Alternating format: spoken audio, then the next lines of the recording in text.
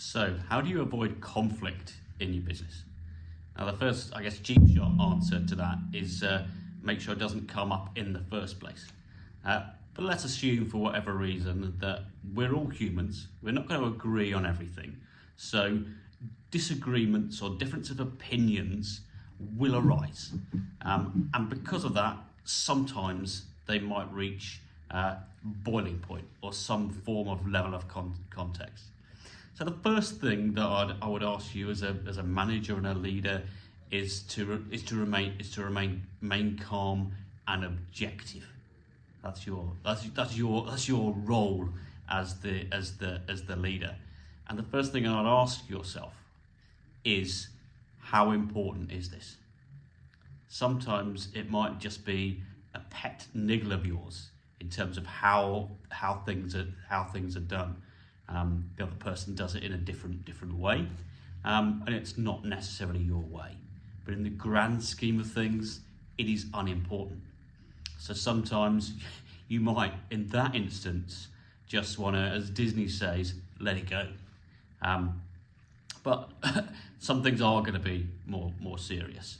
And I think I would consider three main things here. One is that we are all different as humans. How we express things will be done differently.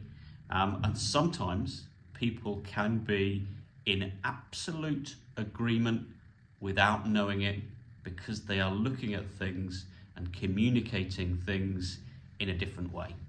So the first thing I'd say, is to actually look at it and say, let's be really clear about what we are potentially not in agreement on.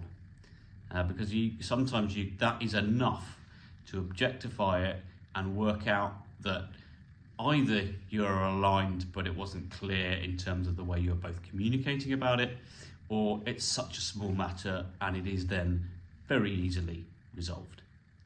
Now, the other thing is different motives. Everyone will have a different motive for doing stuff. Now, ideally, this is addressed up front by clarity on the objectives and what's important and who is doing what within the business, and the level of responsibility and reward they get. They are all kind of upfront preventers, if you like. But I guess the key thing about motivation is, again, to get it back to an objective ground. Find common ground amongst you, and a top tip here is to actually speak about it more objectively. So what is the issue, rather than having issue with somebody. That starts to form a personal debate or a personal argument. So objectify it back to the issue at hand. Talk about it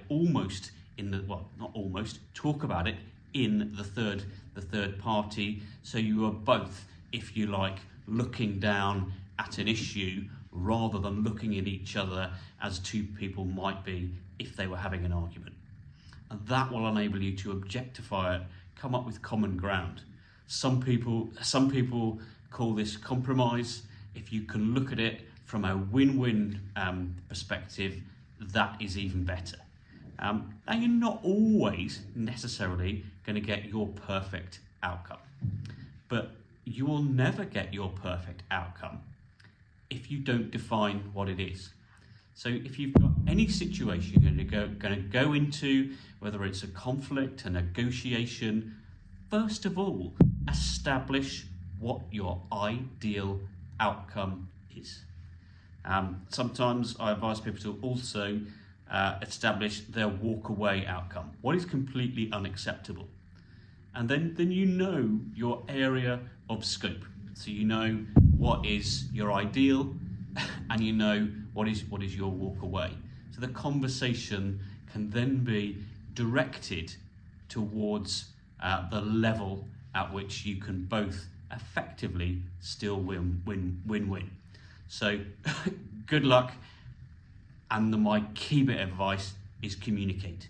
Communicate is the absolute key to avoiding and resolving conflict in business.